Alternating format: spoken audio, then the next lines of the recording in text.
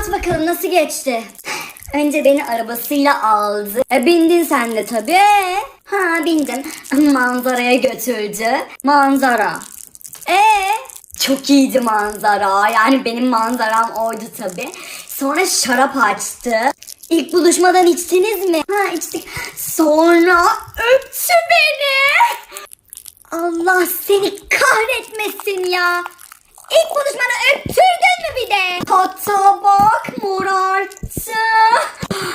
Geri zekalı. Oranı buranı mı emcüklettin daha ilk buluşmadan? Başka yerlerini de morart. Yani göstereyim istiyorsan. Gösterme anlat Sonra ne oldu biliyor musun? Tekrar arabaya geçtik biz. Arabaya geçtiniz bir postada arabada.